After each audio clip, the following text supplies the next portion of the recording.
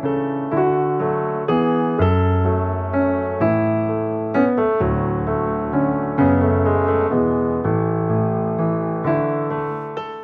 in the span of about 24 hours, I had the same word show up in 4 different places. And I don't know about you guys, but when that happens to me, I'm like, I got to dig in a little bit and figure out why did that word just pop up 4 times? And it was the word cherish. First was in Sunday school, and it was a talk about cherishing our values or things that we find to be important. Next was in the sermon right after Sunday school, and I apologize, Pastor Karen, I don't remember in what context it was used, but I know it showed up there. Next, we had a wedding that we attended that afternoon on Sunday, and it was talking about the groom cherishing his new bride.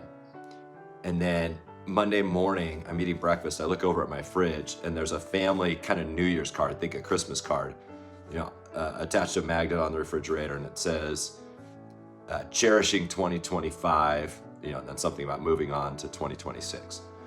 So 4 kind of random spots where it showed up. And so I was like, well, let's look at it. So first thing, obviously, I Googled cherish to look up the definition. It says to hold someone or something dear, nurturing and protecting them with deep affection and care.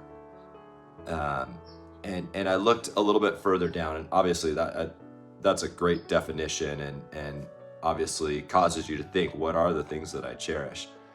It also said, hold on to special moments, fostering an emotional connection. And I know I've talked a couple times in these videos about claiming moments and finding opportunities to look at those moments and almost not out loud, but in your head, identify that moment, claim it, hold on to it, and foster an emotional connection. And I think it just creates that specialness of the moment and helps it to maybe stay in your head and stay a positive thing. The synonym at the bottom that I liked was to treasure. Cherishing something is treasuring it. So of course, let's look biblically. Where does cherishing show up? And depending on translation, maybe it shows up more or less, I'm not sure. But I found 2 that immediately stood out. One is in Jonah 2:8. And it says, those who cherish worthless idols abandon their faithful love. So I think for us, that's obviously what do we cherish? Where do we put our energy? Where do we put our time? And is it in things that are beneficial and good, or is it in things that are negative and bad? And the next time it shows up is in Proverbs 4:8. And it says, cherish her and she will exalt you. If you embrace her, she will honor you. So it's interesting, what is the her they're talking about? When I first read this chapter, I thought it was talking about your mother, because it was wisdom from a father to a son. But then I looked further, and it's actually talking about cherishing wisdom, I think. I'm not an English guy, I'm a math guy.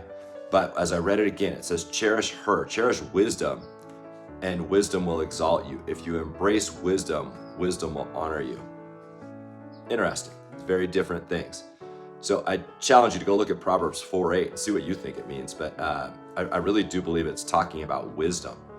And I know for me, that's something I seek out all the time in my work, in my family, is that I show wisdom, that I have wisdom, I make good decisions.